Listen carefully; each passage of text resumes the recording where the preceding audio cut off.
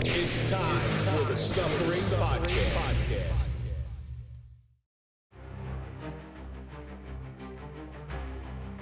There are places a person can wander into where the walls are invisible, yet they press harder than stone. The air grows thick with the weight of yesterday, and every step forward somehow circles back to the same cold corner where the light refuses to stay. Even the silence becomes loud there, rattling like chains dragged across the inside of the mind. The windows in that place never fully open, no matter how wide you force them apart. Beyond them sits a world moving freely under open skies, while inside the hours drip slowly like water from a leaking pipe, counting down nothing except endurance. Hope becomes a bird beating itself bloody against the glass no one sees. At night, the shadows stretch long enough to swallow the ceiling whole, and the darkness feels less like absence and more like a living thing breathing inside of you. The heart begins to pace like a caged animal, wearing grooves into the soul from the constant turning, searching for a door that was never built. And somewhere deep beneath the noise, a quiet terror whispers the cruelest thought of all. Maybe this maze was designed without an exit.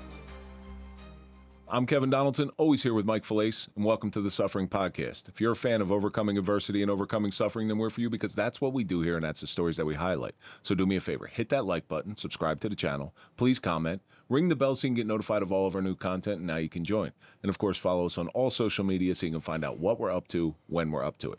This is an interesting episode. We got one of the best kept secrets in the podcast world in here, and tonight we're going to be talking to Richie Veltre to talk about the suffering of 20 years. You know, you took 20 years of your life away.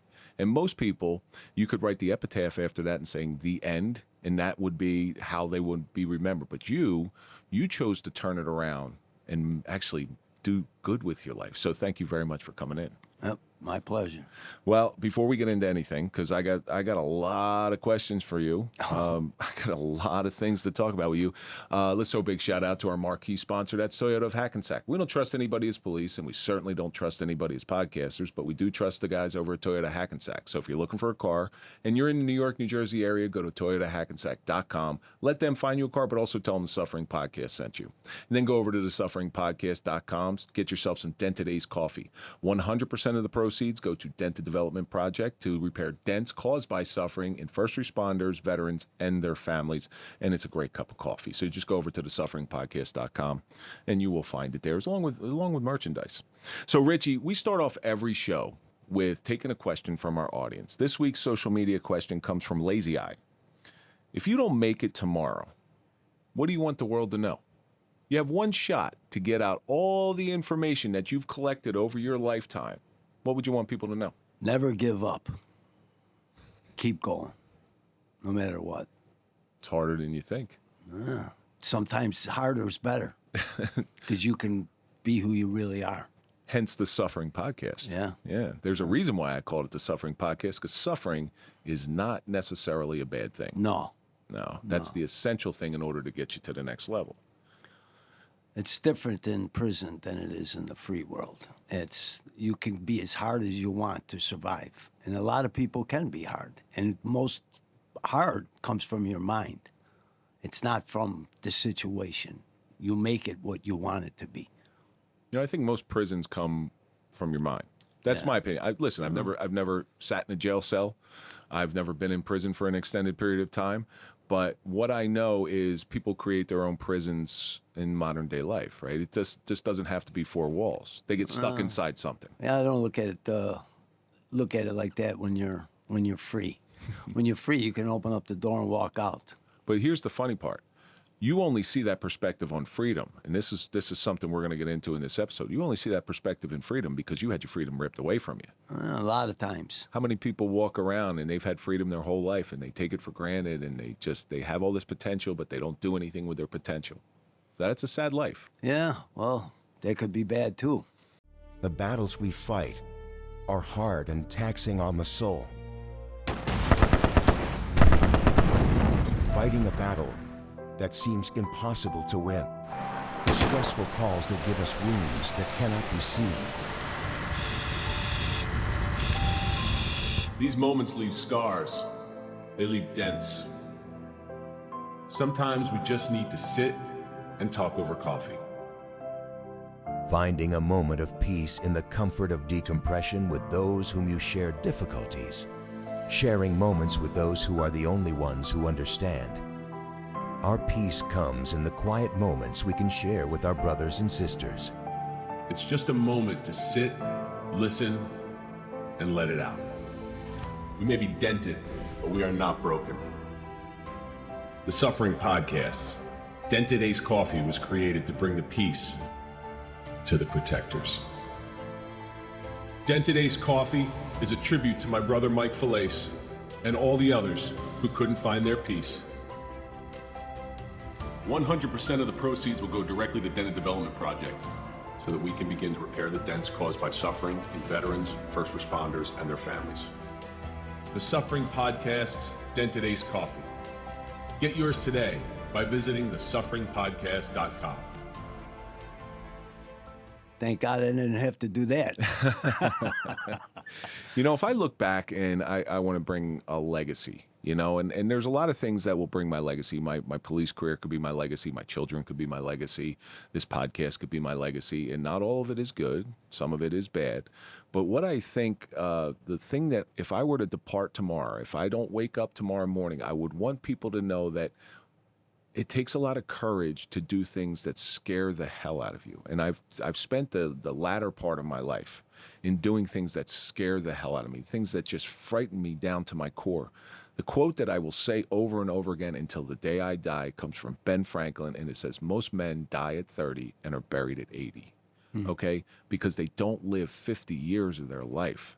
I chose, because I almost had my life taken away from me, I've chose to take the last 50 years of my life, whatever time I got left, hopefully I got 50 years, and just use it to show that anything is possible. And it's true, anything is possible. Even a dope like me gets on air and has some sort of success with a podcast. I get to sit down with very interesting people such as yourself.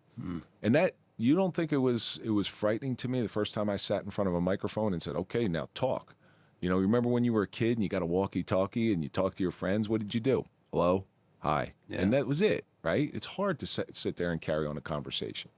And one of the things I think people are most afraid of is to have an engaging conversation with somebody who is different from them. If you look at us on paper, you and I, you went to prison, I was a cop, all right? We sit on opposite sides.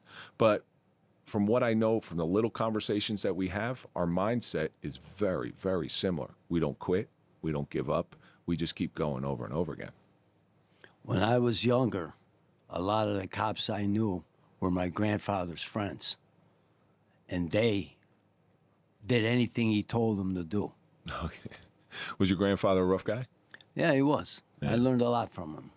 He was from Sicily. Oh, gosh. Oh, man. Okay. Yeah, but he was very successful. There's a different... The Sicilian people are a different type of people. He came from Sicily with money. Oh, wow. And that's not... You don't see that too often. Not in this Especially in 1918. They bought a lot of property in downtown Rochester. Oh, okay. A lot of it. And that's the area you live in now, right? Well, not really. I live in a historical neighborhood, Maplewood section. Oh, okay. So, Lazy Eye, thank you for sending that question in. That was a great question. It was an interesting question. It got me thinking, and it got the juices flowing. So I'm sitting across from a guy, and you may be, my audience is going to look at you, and they're going to be like, who is this guy? I came across you through our friend Eric Perluke Loomis, right? And he said you got to talk to this guy, and there was backstory to it. I had never heard of you, but once he started telling the story, some of the things that he told, I'm like, oh, you know. So I started becoming very interested in you. I started becoming a student of you and what you do and what you did and where you've been and what you did in the latter part of your life. So why don't you give our audience a little bit about yourself, how you grew up, where you grew up? Well, I grew up in Rochester, New York, for the most part until I became 16 to 18. I started moving around. At the time, a lot of people were going to California, and I had cousins that were in California. So when I would get in trouble with the local police, my grandfather would send me to his cousins in California. No one knew who they were. And my dad was an attorney in the city, an alcoholic attorney, which didn't make our life any easier, but he did give me some good advice. One of them was, back then we didn't have cell phones, so he would say, if you're going to leave, open up and just start calling people everywhere. Because when the police are looking for you, they're going to check your landline. Call people in California, call people in Florida, call people in Arizona. They won't know where you went. So I used to do that. And back then, you could fly with somebody else's name. You could have a guy go buy you a ticket with his name and give you the ticket, and you could get on the plane. Worked for Dan Cooper in '72. Well, I don't know about Dan That's Cooper. D.B. Cooper. Oh, well, Yeah. I don't. 72. What was I doing in 72? Well, that was that's the biggest that's the only unsolved hijacking in American history. Oh yeah. Didn't they find a skeleton or something? No, Or a bag of money. They think they know who it is because there was first it was seen as a copycat. The epitaph to that story is a guy did it 6 months later. Same thing. And he was caught, was sent to prison. And then in '74, he tried to escape from prison and got into a gun battle with the police and was killed. That was the end of it. They ruled him out as D.B. Cooper. Well, he was just a copycat. But now his wife, who was his accomplice, has recently died. So the kids came out and said, check this shed in the back. Nobody's gone in there in 50 years. And sure enough, they found one of the parachutes. So they believe that it's him. Oh, Yeah. well, that's good. Yeah. So, but you know, it's a different time, right? They didn't have all these checks and balances. Yeah. You could operate in this world anonymously. Well, it came instinctively for some reason or another. It just Well, what kind of trouble did you get into as a kid? a lot of assaults, a lot of fights. I remember I was in a military school, and when I was in third grade, and my mother had said, "You're the only person I've known that got thrown out of a military school in third grade." Isn't that where people usually go when they're getting in a lot of fights? When you're in trouble. Yeah. But I got in a lot of trouble there. I didn't like the nuns. I didn't like the priests. I never did. Yeah. You know. Well, where did all that anger come from? Growing up with my father in the house with my mother and the way they handled things, it was just it wasn't good. You know what I mean? A lot of anger in the house, a lot of drinking. It was just fucked up. You know. And that presents in kids, especially at an early age, because it imprints on you. I became an alcoholic. You know. Yeah, and a drug addict. It's that generational curse that doesn't seem to go away because it's a cycle. When you see that stuff as a kid, because I grew up in a household that wasn't good at all. Okay, a lot of abuse, and that imprints on you. So, but I'm going to tell you one thing: it teaches you a lot. Think about some of the lessons. Maybe when you get older, it teaches you, but when you're in it, you're not learning anything. I'll bet you're able to walk into a room and take the temperature of a room the minute you walk in. Oh, absolutely. Yeah. I can predict things before they happen. My wife gets pissed at me all the time. She goes, "You're never wrong." That's a lesson that, while it's a hard-earned lesson when you're a kid, that's a lesson that you learn from that. I will bet you that you know when to speak up or when to shut up. Maybe not all the time. Sometimes I think I'm a giant, even though I'm not. But I was crazy when I drank and did drugs. But I tell people I'm crazier now that I don't drink and do drugs because my mind's working the way it's supposed to.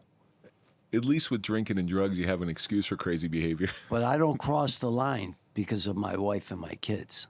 Well, it's good to have something to ground you. Because when you live a life like I lived, you learn how to. Right now, I'm free and I'm not in trouble. But as soon as you make that first step, it becomes a crime. Now you've made that step. That step that I took, I learned how to take. And having that ability to take that step, it's like being a doctor and being sick. You can cure yourself. You know what I'm saying? What was your first step into, what came first, drugs or crime? Crime. Crime. What was your first step into crime? The most serious, well, besides stealing cars and dumb shit like that, or assaulting people, which I got really good at, because I was a lot bigger than I am now. I'm shrinking. But the actual first big felony that I did, well, I used to deal drugs before I robbed banks. And what I was years a are we drug talking dealer. about? Yeah, 73, 74. I used to sell 1,200 pounds of weed a week. And that, My actually I had a cousin that had a big business, and he started me off. people don't realize how much 1,200 pounds of weed is. That's a pallet. Now, that's a lot. That's a pallet of weeds. Well- I know a guy named Lee Whitley. He's not allowed to come in this country. He got caught moving 30 tons. Well, these were bricks. Yep. These were keys. They were compressed. Compressed, wrapped in paper, and But even that compressed, weed's real. When it's dried out, it's real light. Even if you compress it, it's still not that heavy. Interactions with sexual assault victims are on the rise. Yet training remains scarce.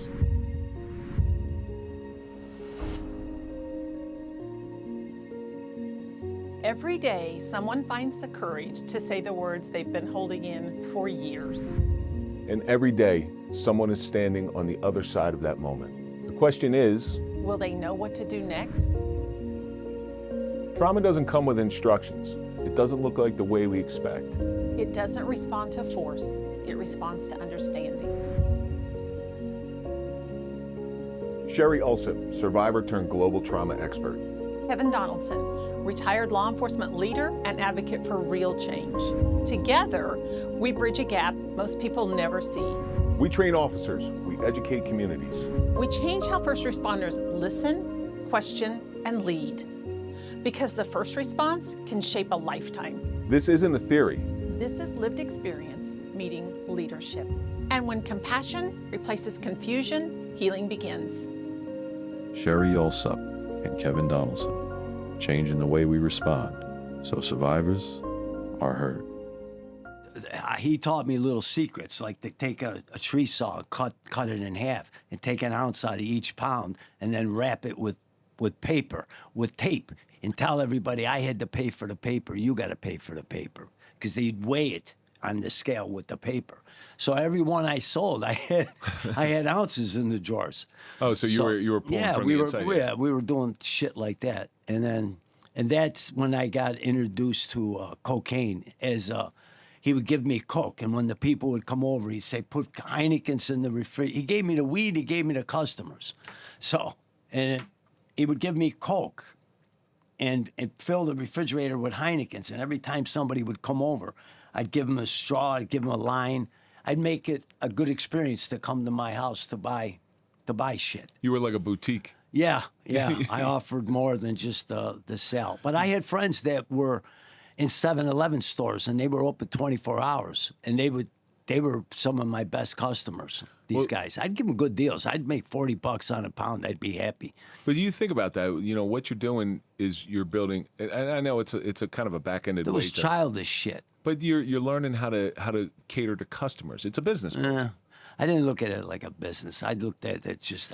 I didn't even. It was more of a habit of collecting paper than it was actually to buy anything. But people who are true businessmen, it's an instinct. Like you've run across people in your life who are like true businessmen. Like they weren't taught anything. I don't care if they went to business school or they didn't go to business school or they got a business degree or not a business degree. Some people are just better at business. It didn't last long.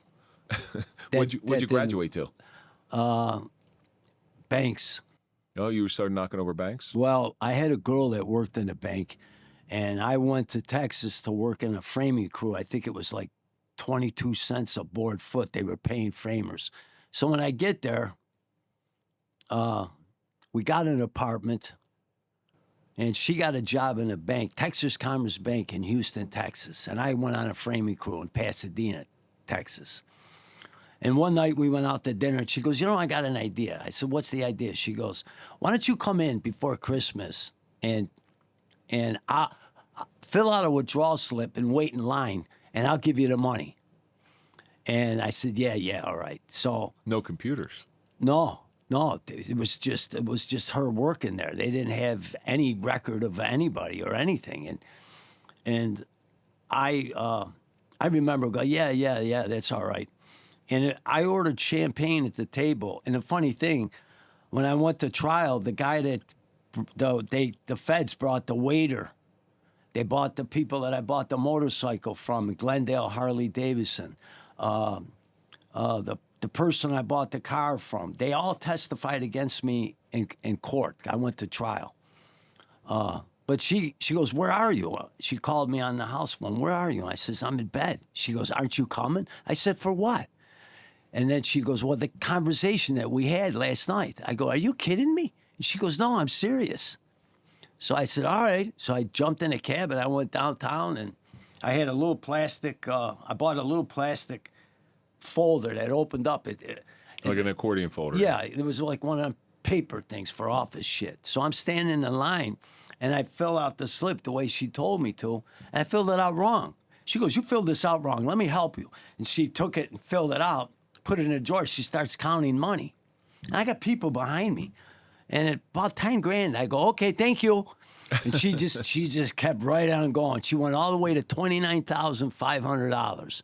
And then she finally stopped. During the time she was giving me the money, some guy walks up to her and goes, is everything okay over here? And she just goes, yeah, everything's fine. And I walked out and there was like a football underneath my arm. I had it bulged.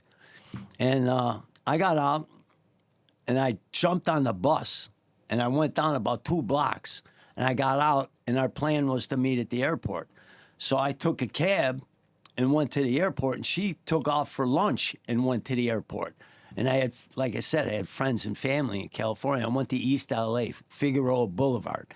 A friend of mine there, I don't want to mention his name, but it was a Mexican kid, and he came from a big family, and he kind of helped me. You know, I said, I pull up in a limousine about 1 o'clock in the morning. I go, doot the horn. So he starts dooting the horn. I see his name, Richard. He pulls the drapes out, and he looks like that, and he comes out on the front porch, and he's all plexed up like he's pissed. So I'm sitting there like this, and I roll the window down. As the window goes down like that, so I go, hey. He goes, okay, what are you doing? He goes, get in here. So I go, close the drapes. So he closed all the drapes, and I didn't have the football. I had money. I bought a pair of cowboy boots at the airport, and I put like 15,000 in one boot, 15 in the other one. And I dumped it on the table. I said, take tomorrow off. We're going shopping. So that's when I bought the car, the stuff. And this, did you split it with the girl, or did you have? Well, we were together. She stayed together. She flew out with you. Yeah, Okay. I met her at the airport and we flew out. But what had happened was because she used her real name at the bank, the feds tracked her down to Connecticut because that's where her family was. And the father, I don't want to say his name either, but he had a lot to do with steel.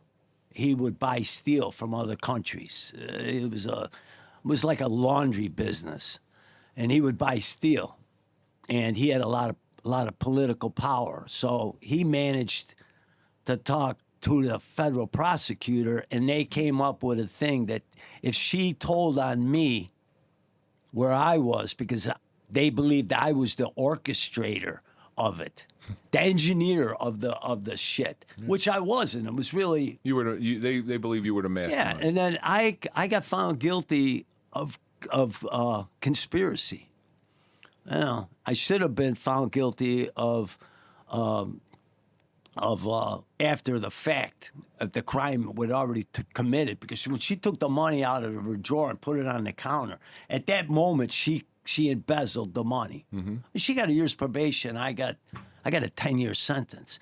But back then they had guidelines. So if you didn't commit any other felonies, you didn't rob anybody, you never had a commission of a felony with a firearm, these all brought your guidelines down. So if they gave you a 10-year sentence, your guidelines were like 60 months.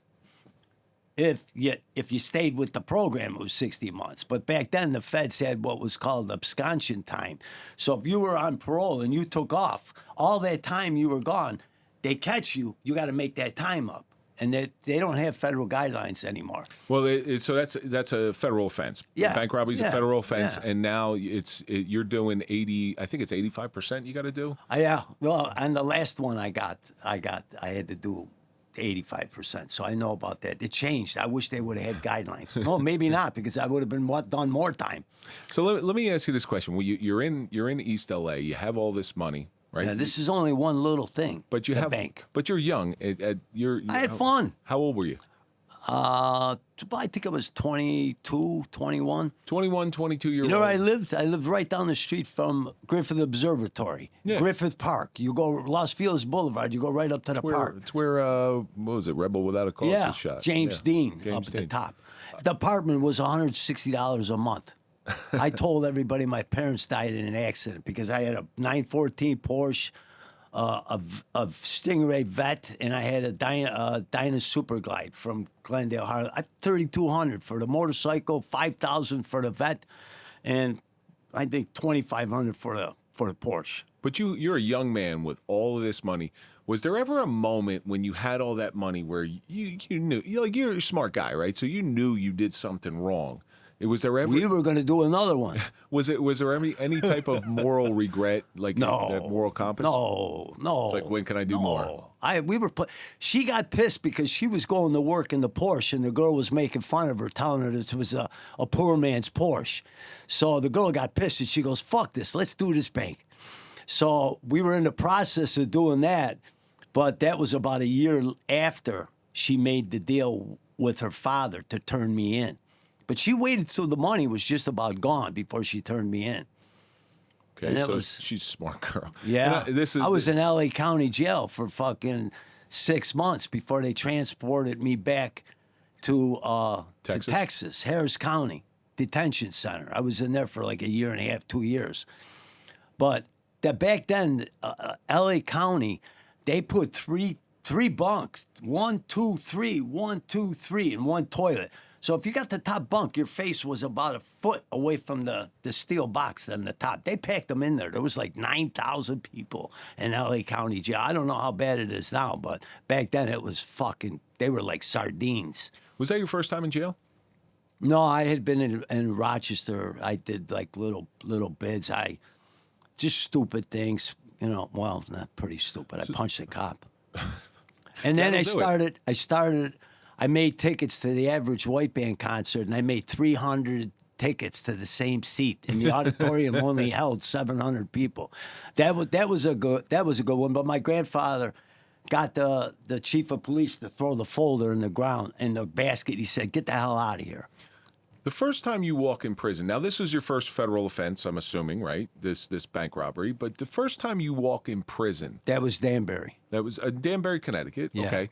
So I've heard this story before about people who go to prison.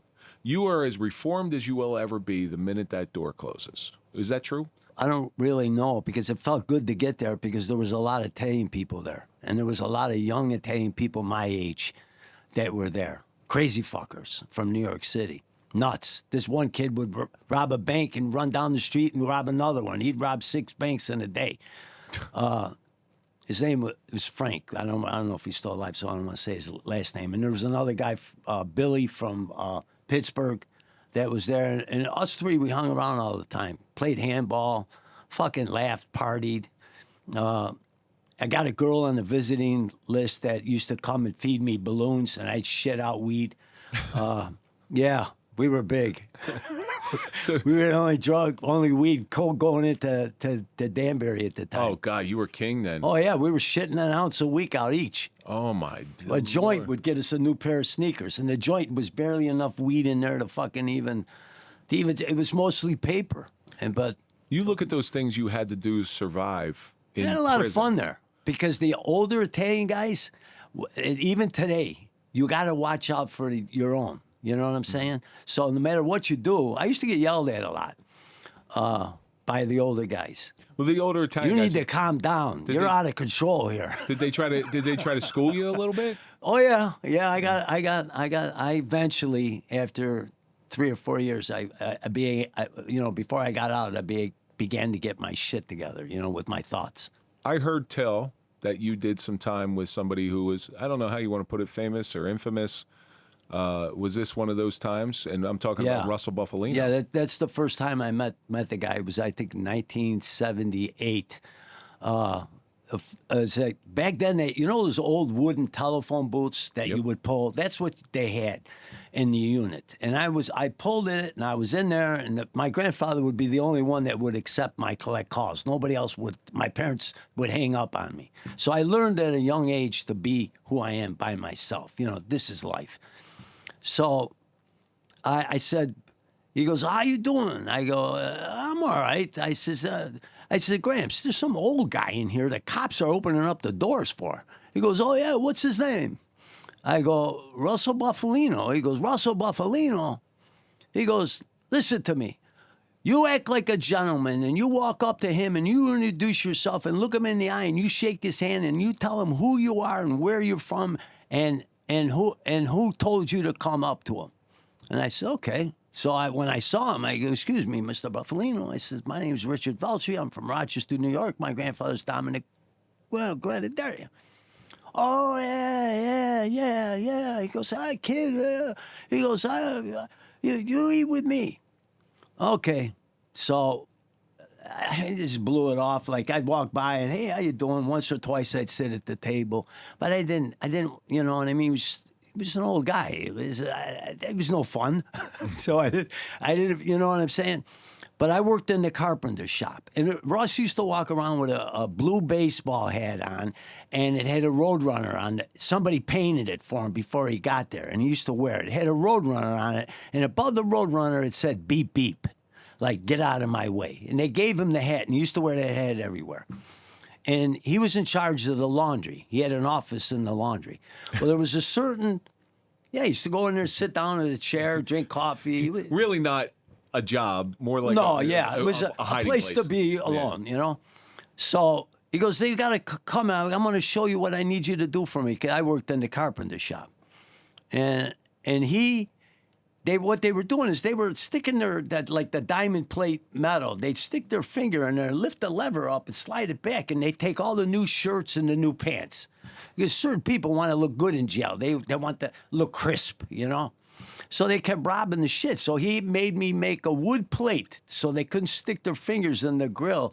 And I had to put one on one side and one on the other side. So you couldn't stick your finger in to reach it. It was too far to get it. And that's how we kept, you know, people from taking the stuff out. And after I did that, and then when I was getting out, there was no halfway house in Rochester. It was only in Syracuse. It was the Salvation Army. When was it? 1979, I think. So, yeah, I think it was 79. I got the dates all tattooed on my back of all the incarcerations that I got. I got like calendars flying in the air. I had a guy from one of the cartels do it last time I was in. It was just like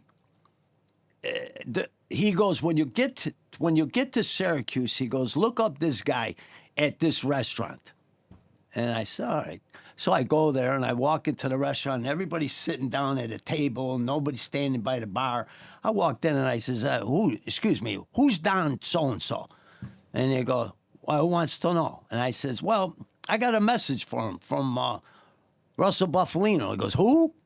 Russell, there's nobody here by that name. So I says, well, he told me to come here and ask for him. So I'm doing what he told me to do. Wait a minute. So this guy comes out. He goes, hey, what's up? And I says, are you so-and-so? And he goes, yeah. I go, well, so-and-so, Russell sent me to tell you to come to talk to you. He goes, where you from? I says, I'm Rochester. He goes, Rochester. He goes, what are you doing here? And I go, there's no halfway house in Rochester. This is it.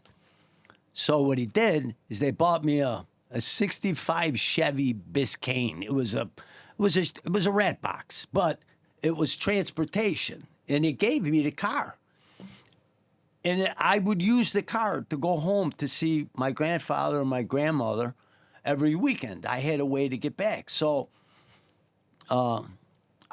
I was grateful for what he did. So I wrote him a letter, and I sent it to him. I said, thanks, Russ, for helping me. I appreciate everything you've done for me. And then I was at Syracuse Mall getting a haircut from this girl, Hair Odyssey, she owned it. And as I'm coming out, these two big guys, they grabbed me by my arm and they handcuffed me behind my back and they put me in the back seat of the car and they started driving. I go, excuse me, but what did I do? And they wouldn't answer me. And I said, you guys got ID? And they go, what, are you worried?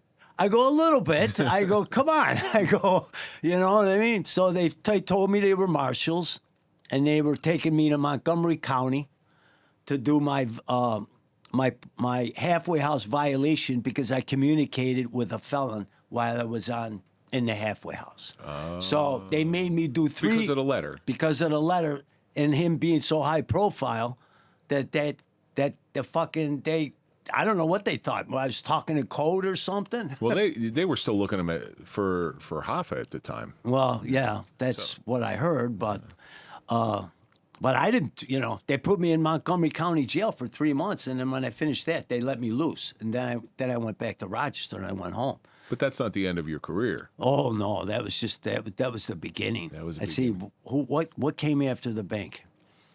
Oh, yeah, what came after the bank I think was in 1984.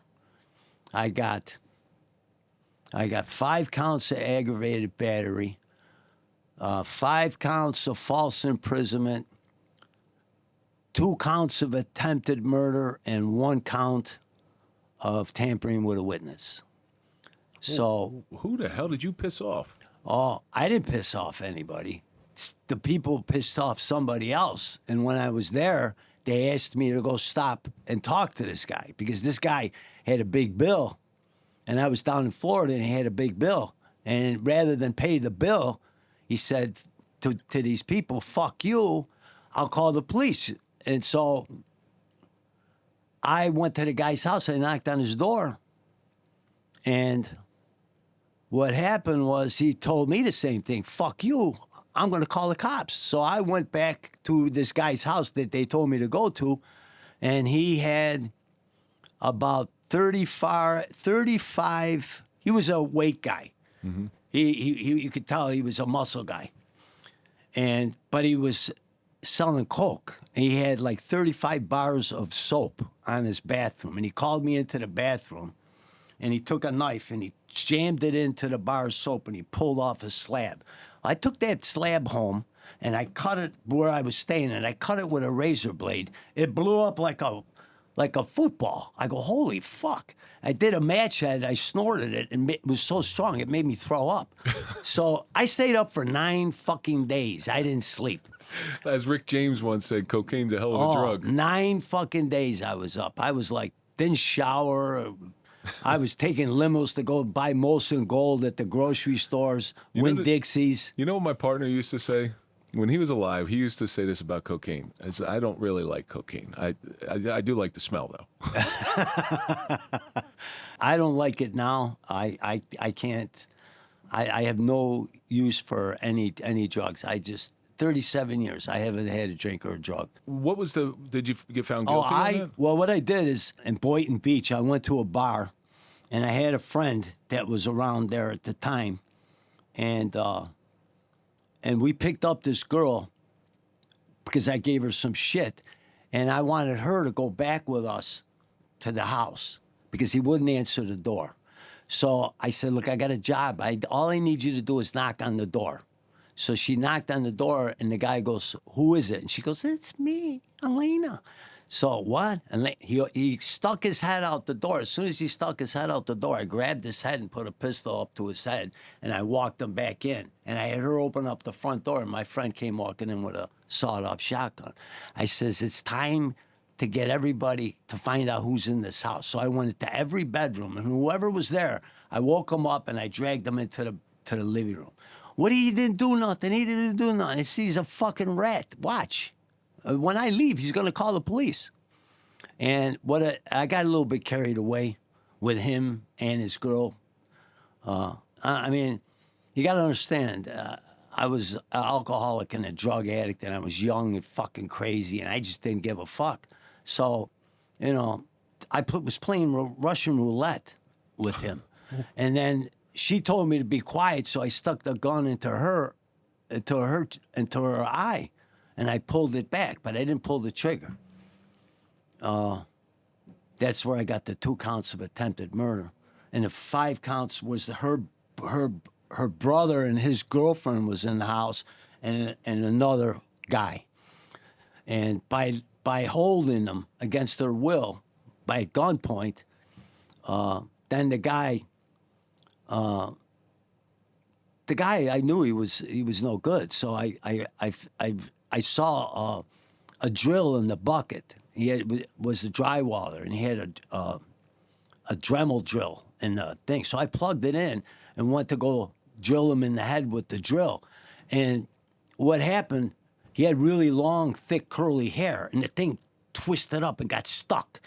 So I got pissed. So I put my it made me look bad, you know what I mean? I'm here to fuck him up, and I'm making myself look like a jerk off. So I put my foot on his neck, and I pulled the drill out, and I started swinging it and hitting him in the head like an anvil with it.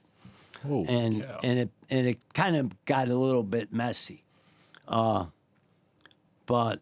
I was just doing a job, and I had been paid for it with some of the best coke that I've ever had. So I felt like now it's time to do what I'm supposed to do. Not looking back now, I was an asshole for making my mind think that these people were looking out for me when they were just using me. You know what I'm saying? You did their dirty work. Yeah. And they made it seem like it was important. But nobody was there. And then what made it worse is that I was looking at 65 fucking years, and I hadn't slept. So I was in a unit on the 3rd floor, and there were people sleeping at West Palm Beach County Jail. I'd only been there 4 years, on Gun Club Road. It was brand new. They were sleeping on the steel picnic benches, in the hallways. I mean, it was packed. So I wake up, I go to the bars, I go, "What am I in here for?" The cop, and he comes over, he goes, "What's your name?" I go, "Tom Durant," because that's the name I used to travel with. And he comes back later, he goes, "Nope, that ain't it." And then he goes, "Try again." I go, "Richard Veltre." He goes away, he comes back, and he goes, he's laughing. I said, "What are you laughing at?" He goes, because I didn't remember. I was up for 9 fucking days. When I finally went to sleep, the booze was gone, the fucking coke. He's laughing at me. He goes, "Go back and lay down. You ain't going anywhere. You're looking at 65 fucking years." I go, "What the fuck?" So I go to use the phone. The phone's not on the receiver. Some guy's walking around with it in his pants with the cord hanging out. So I go, "Hey, I need the phone." And he goes, "This phone?" I go, "Yeah, I'm looking at a lot of time, man. I need to use that phone." He goes, "This is my phone." I said, No, you don't understand. I need to use that phone." He goes, "This is my phone." I says, "Oh, yeah? Good." So I acted like I was turning around, and I reached for him, and I grabbed the fucking phone and pulled it out of his pants, and I started whacking him in the head with the phone. And everybody jumped me.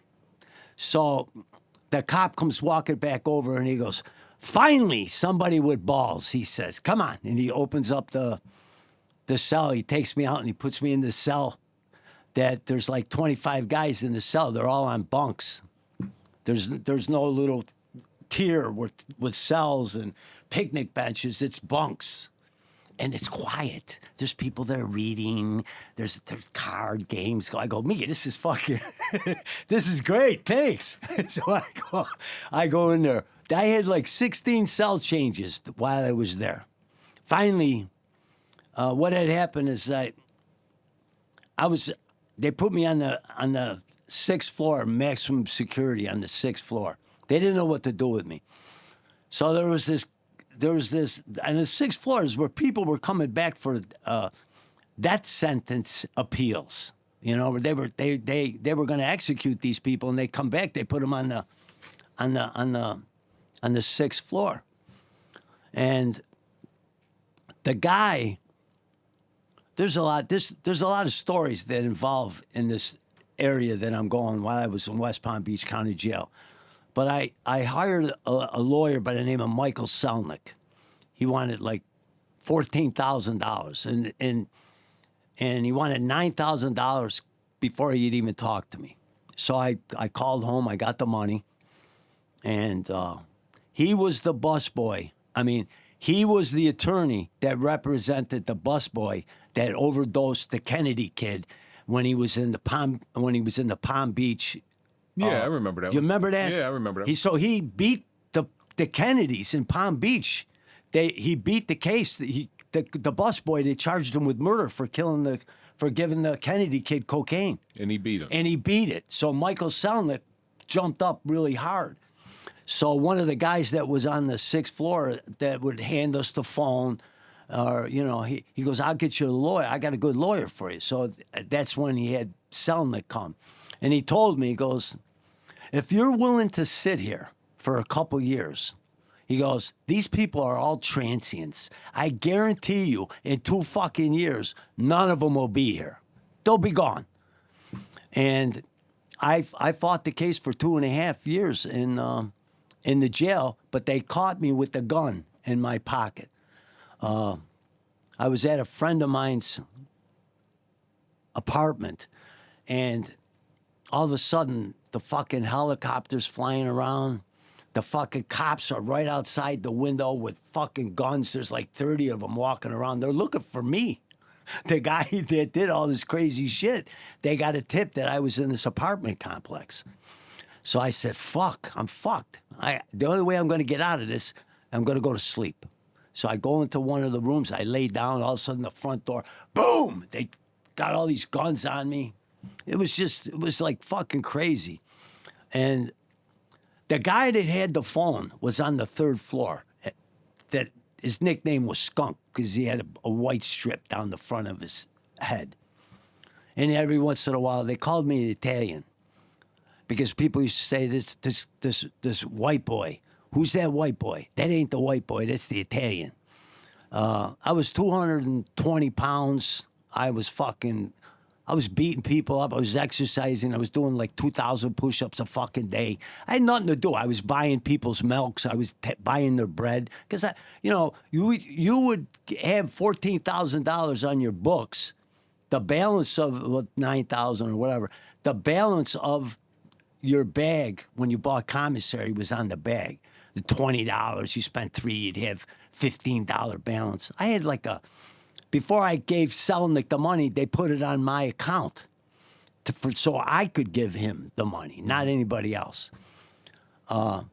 So it was like $9,875. Me, everybody see that bag, it was like, what the fuck? Well, you got to remember too. This is the mid '80s. Yeah, $9,000. That's a lot of money. $14,000 for a lawyer was like a lot. That was you're probably talking $150,000, $100,000, something like that. Yeah. So you've done all this stuff, right? So There's a lot of shit. You've been in prison. You've done some crazy stuff. Yeah. Then smuggling was after that. Then I got the smuggling. Then I got another gun case. But then eventually it's time to say, hey, listen. No, because I didn't stop. The only time I stopped getting high was when I was locked up, and that didn't even stop me all the time. When was the final time? Oh, when I came back from Jamaica, we were flying a lot of weed back to, in fact, Trenton. And I got a pre-suit in Princeton. There was a uniform store, and I bought a priest suit. So when I used to walk through the airport, I was a priest. It's a good disguise. Yeah, and I used to bless people. I was crazy. But they called me, in Jamaica when they called me the running preacher man. But, we were making a lot of money, a lot of fucking money. And the Ecuadorians in the South Bronx, we were trading weed for coke. And that was a whole nother deal. And it was like, now I'm in a prison, a third world country, and I'm in a prison that was built in the 1600s by the Spaniards. They used to keep the slaves there. There were no toilets. There was a bucket. Oh, God. And you'd have to wake up. So I told my people that the U.S. Embassy said how this works is that you have money sent to us, and we'd transfer it into Jamaican currency, and you get a water, which is a guard, and he'll bring it back to you, and that's how you buy food. And I said, okay. So I tell I tell my people I need $1,200 a month to live. So every month I'm getting $1,200, which is like a 15-to-1 exchange. My guard was bringing me like $35,000 every month, giving it to me. I threw all the Americans out of my cell. I had electric run up the outside of this building. I was in the South Block. They'd run it up into my cell. I had a hot plate. I had a machete. I had a guy outside. His name was Carver. He used to carve wood with his knife. His job was to cook for me and handle somebody for 5 shillings, which was like a half a cent, that would come and get my shit bucket every day and go take it to the yard and wipe it out. Because if you didn't have fucking money, I had a water. He used to take me to the hospital on Monday, and one of the nurses there would take care of me. And then we'd go out to a restaurant after and eat. And that while in prison. While I was in prison. I had cocaine, Red Stripe beer. I partied for almost a year there. When I found out I had $1 million fine, and every day I was there, it went down. My fine at the end of a year was $600. And I had like 25 grand in the fucking cell. And I said, holy shit.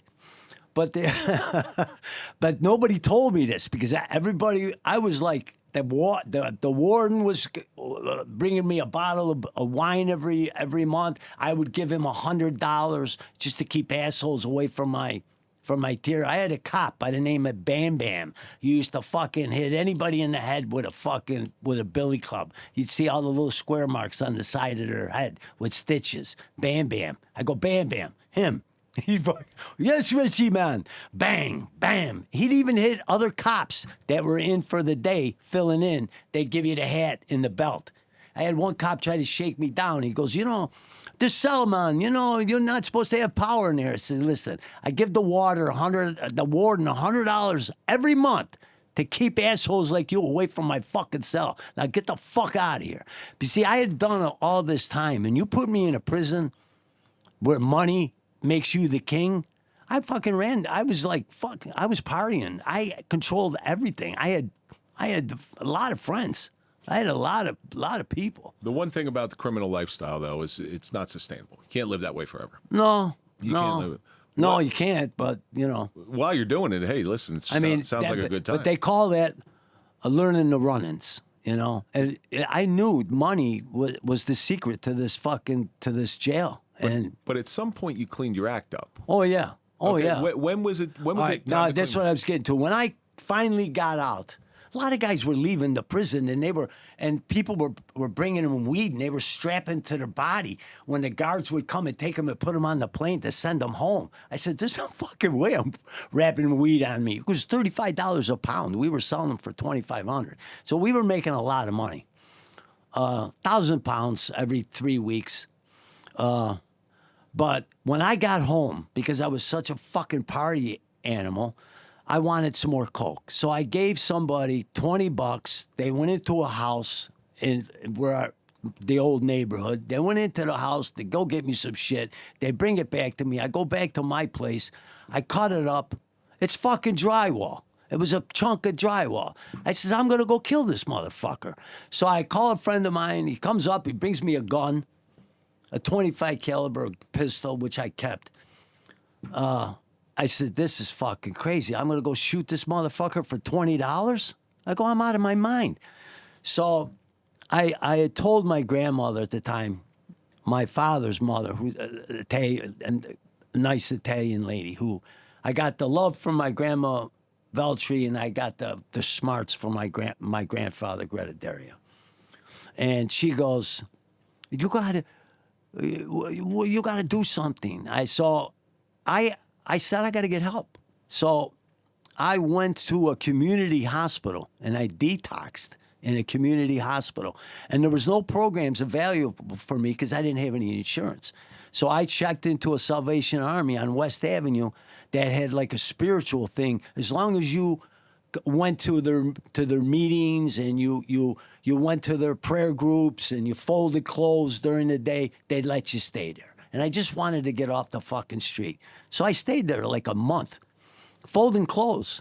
And one of the bars before you got was a bowling alley. It was called Perry's Bowling Alley. They had 25-cent drafts, and you could walk by the window and see people drinking for 25-cent drafts. So when I left, I had a bag of clothes that I kept because I needed clothes. And I walked past there. I said, if I could get past this fucking bar, I got it made. 25-cent drafts. I made money. I had some money. And I walked past that bar, and I never went back. And that was 37 years ago. So what clicked inside your head? Me fucking going to shoot somebody for a $20 bag of drywall. It was enough. I said, this has gotten out of fucking control. It was just just too much. It was just one after another, after another, after another. It never ended. Finally, I tell people now, at some point you look stupid. You're still fucking using. You're 45 years old. I was 37 years old when I stopped. That's a lot to be. You know what I mean? 37 years old, and I was doing stupid shit things. So it's the Fonzie syndrome. Okay? I don't know if it's Fonzie. It was just fucking out of my mind. Follow me on this one. So Fonzie, when he was a young man, and he's trying to hit on girls, and he's doing the all that stuff, it's kind of cool, right? Put Fonzie as a 45-year-old man, 50-year-old man hitting on those young girls. It's kind of pathetic. Oh, yeah. It's kind of pathetic. So it's the Fonzie syndrome. Well, but when you're in it, you don't see it like that. No. I just got sick and tired of being sick and tired. I was just fucking done with it. And you want to know something else? 3 fucking months after I stopped, I found out I had a liver disease, and my ALT count was 3,000. It's supposed to be 35 to 65. From partying. From partying. It was something in that prison. The doctor I saw at Genesee Hospital, where they tore the hospital down, told me to go home and make peace with my family. I said, ain't this a fucking bitch? But if I didn't stop, I would have never known I was sick. And I wouldn't take what he had said. So I went to a strong hospital, and I got a second opinion. And this doctor by the name of Shoki Shaw. He goes, Richard, do not worry. You must pray. I will help you. And he put me on interferon alpha A and B for like 3 years. And it went into remission. And it never came back. Ever. So never. I was given a death sentence. So, but you're now approaching life as a child because you're seeing things through eyes that you haven't really looked at in a long time. I'm way past what you just described. Well, believe me. What I'm saying, when you became sober and you're out of prison, so think about it. From what you're telling me, most of your life has been living in chaos. It's been drugs. It's been prison. It's been that fast and furious lifestyle. Now you're out. You're clean. You're sober. You're seeing things. You know how I describe it? You got this much life. Okay? I fucked up this much with fucking booze and drugs. Then I fucked up this much with alcohol and prison. Now what do I got left? Right. This much. I'm 72. What, I got 10, 12 years, 15 years left? I'm at the end of the rope here. But what was the most beautiful thing that you saw out of this newfound sobriety, this different life that you're trying to turn this corner? Fucking to be the same person every day and be in control of your thoughts. Not to be diverted by alcohol or cocaine or fucking downers or heroin. It's just I was doing everything, speedballs. I was fucking out of control, man. People used to see me get high, and they used to say, I got to get out of here. This fucking guy's going to kill himself. But you have now you are burdened with knowledge. You have the knowledge of what road this goes on, of certain types of crime, of doing drugs. You have this knowledge. Terrible life. But good. But the best times were in prison. But it could be used. It could be useful. Now you got somebody who feels like they're stuck in addiction, who feels like they're stuck in a criminal life, and they're like, "Well, I know this guy Richie, okay, and Richie was crazier than all of them, all right, and he made it work." Right. That's something that was brought to my attention about these podcasts. Is you reach so many people. Yeah. I mean, you could go to a meeting and there's maybe 50 people. I don't go to meetings too much anymore. I go I go to get my thoughts together, and To that's recharge. once in a great while. But I went for 3 years religiously. After that, I said, enough's enough. I got to live my life. I got it. And I did have it, and I do have it. But this reaches out to so many people, so many more people than the 30 or 40 people that are in that meeting. To be able to sit and tell my story now and reach all these people, Well, stop before you get killed or you fucking die in prison. What you got to do is you got to cast a wide net. How do you? So you okay? Let's say you reach. You'll do 150,000 on this show, reaching the people between social media and all that stuff, and you're casting that wide net. You're still looking for that one person, right? That one person who needs to hear what you have to say the most. Yeah. It's like, dude, this guy was nuts. Right. Oh, yeah. All right. And you don't even know all the stories. Oh, I'm sure that. You don't have enough time for me to tell all the stories. If they are a fraction, I can't imagine what else there is. I cannot imagine this stuff. There's a lot. But the most important. Some are funny. The most important story of your life is how you beat sobriety. that. It's how you got through that and how you overcame it's a miracle. that stuff. It's a miracle. We're always put in this position where we're supposed to be, right? Yeah. If you think about, like I said, you learned all those lessons from how you grew up with your father. Yeah. All right. You learned all those lessons, and they're valuable lessons in your. Well, that was almost like stamped into my head when I was 6. I didn't have a choice. You know what I'm saying? But you also lived this life of crime and prison and drugs and fast life, and that's stamped in your mind too. Yeah. All right. Yeah. How did that serve you well in the future? I connected with myself and who I was and what I was capable of by giving my mind a chance to grow and just use it. Like, I was in charge of big jobs, and I had no problem speaking up. Another dear friend of mine taught me a lot, and it just grew from there. Self-confidence in yourself to do whatever you have to do to get it done. To do those things that you're afraid to do. Work and be a success. When you were in your worst of your worst, I imagine the thought of sobriety was frightening. Oh, I never even thought about it. When I was in my worst, even in prison, I fucking found drugs. I mean, and I never got so high as if I was in Jamaica. Those fucking cops would bring me fucking cocaine. That was, I would, what? One day, they wouldn't open up my cell. I used to pay to keep my door open, and all the other people would lock in to be safe. I would pay to keep it open. And one day they didn't open. I said, well, how come my cell's not getting open, Carver? He goes, they're hanging today. I go, hanging what? He goes, they're hanging. Hanging what?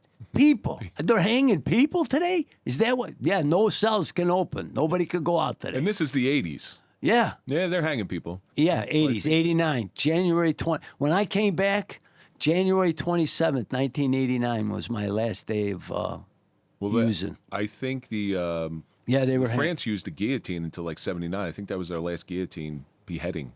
Yeah. So, I mean, these are modern day stuff. Oh, yeah. Everybody thinks that this stuff happened in the 30s and the 40s and maybe even the 50s, but never in the 80s. No. Yeah. They were hanging. Yeah. They were hanging. And we heard that, like, in Africa, if you got caught with guns and you were a gun dealer and you got caught smuggling guns, they caught you on Friday, they'd kill you on Sunday. You didn't have a trial. They just killed you.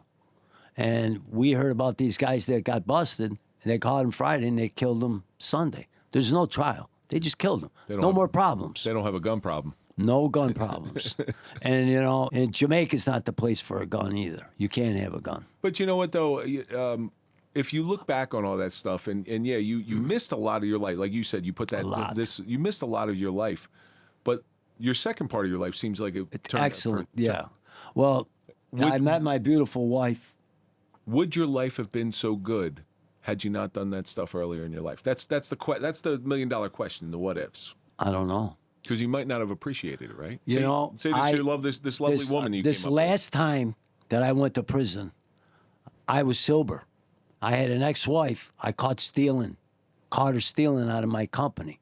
And I had a marital agreement, so I put her on the front porch. She stole 20 grand, and the girl in the bank I went to high school with, and she called me, and she said, do you know that so-and-so opened up an account with a P.O. box number? I said, what? With what? She goes, a check. I go, what's the number? It was the center check from the center of the book. I mean, we were doing good. We were doing $250,000 a month with this business. So I didn't know she was nodding all the time. She was fucking using the shit. And her son from her previous marriage, who was probably 5 or 6 years younger than me, I had an older woman. She was 11 years older. And I caught her stealing. I put her on the front porch. So she made up the story to the feds.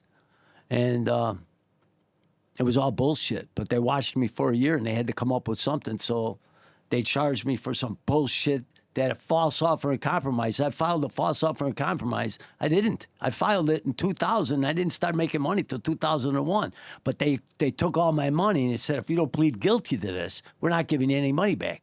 But the money they gave me back, the fucking the lawyer, one lawyer took 60 grand, the other lawyer took 20 grand. I lost the divorce. I had to come up with another. I lost $1 million. But if she didn't fucking rat me out for bullshit she made up, the feds listened to her and they were just like, they changed paperwork on me. I'm not coming home. Controlled phone call. So?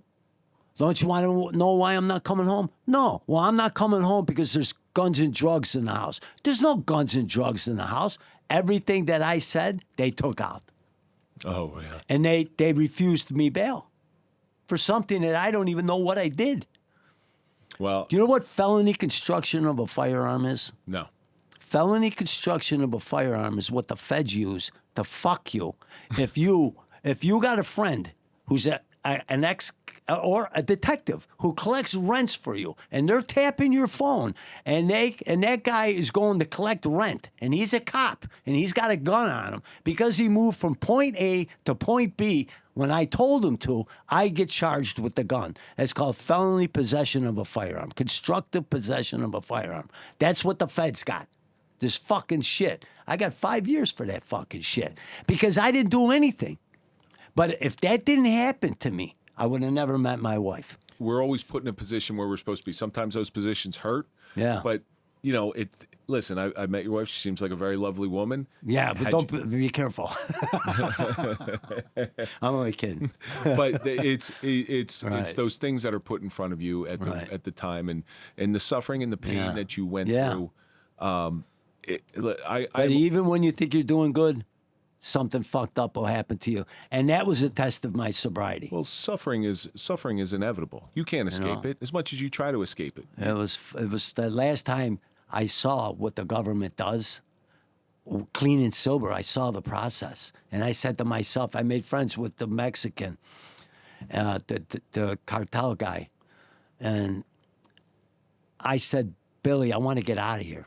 And he goes, when you get out and you're all done with your paper, I said, whatever money I got when I'm all done with parole, I want out of this country. I wanted to fucking leave. He said, I'll give you a little house somewhere. You'll be protected. You don't have to worry about nothing. I'll get $35 a week you can live on in Mexico. But I met Rita, and I never did it, and I stayed. Well, I'm certainly glad you did because I'm looking forward to hearing more stories from you in the future. But we're just about out of time. So our audience needs to find you. And I know you're not a social media guy, so where can our audience find you? I don't know. I'll tell you what, here's what I'll You got offer. an idea, you do it. Here's what I'll offer you. If you want to get in touch with Richie Veltre, contact Suffering Podcast, and I'll call you and I'll say, hey, this person wants to meet you. Would you be interested in taking the call? And that'll be it. Yeah. That'll Well, be it. what if we get 150 phone calls a day? Then we cherry pick the better ones. That's what we do.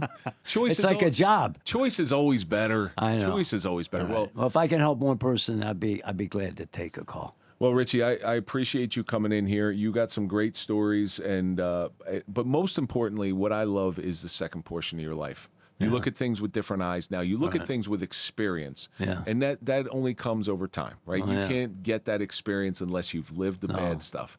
But your life, as fun as it sounded, okay, there's suffering involved. It's hard. Yeah. You lost time. Yeah. You know, At the time when you lose time, you don't think nothing of it. Right, 'cause you But think when you you're got older, enough. I wish I would have had that back. Like I said. You think you got enough, and there's never enough because time's the one thing that they're No, certainly it's not a making more of. motherfucker. But this suffering that you endured throughout your life, it had to teach you something. I always say that suffering is the best teacher that we have in the world. It's better than any school. It's better than any education that you can get. It's the best teacher. So I agree. If you look back on your life and you look at the things that you thought were fun at the time, but you look back and, I made a lot of cost you, mistakes. what do you think it's taught you? Not to be a moron. You know what I'm saying? Because only dummies do shit like that. If I knew somebody that did shit like that, I wouldn't want to know. Yeah, when you're a kid, you think you know everything. That's a problem. I wouldn't want to be around with somebody like that. You know? You've learned the thing that most people need to know. You look at your reflection in the mirror and you say, I like the person I am now, and that person who I thought I liked more, I really don't. I still got a side, I protect. It never leaves you. No. It never leaves you. You just are a little bit wiser. Wiser and a little bit more in control. Well, I certainly appreciate you coming in here and talk to me. Thank you. I had a lot of fun. I appreciate it. And I want to do this again one day because I think maybe I'll come up your way. Come up to my house. And we'll do it up there. Yeah. Little road trip. Yeah. Well, I made one here. I know. That's I'm overly grateful. Yeah. So Richie, thank you so much for coming. I appreciate it. You're welcome. Thank you. And that's going to do it for this episode of the Suffering Podcast, The Suffering of 20 Years with Richie Veltre. And let's think about all the stuff that we learned. We can get schooled. The question is are we willing to learn? People will always, people will always try to use you. Cocaine's a hell of a drug. Be the same person every day. You can only do that by being sober. But most importantly, never give up. Yeah. And that's going to do it for this episode. Don't forget to go to popple.com. Put in the code TSP20 for a 20% discount on your digital business card. Follow us on all social media. That's Instagram, Facebook, TikTok, LinkedIn, OnlyFans. Follow me at Real Kevin Donaldson. And, of course, follow the Suffering Podcast. We'll see you on the next episode.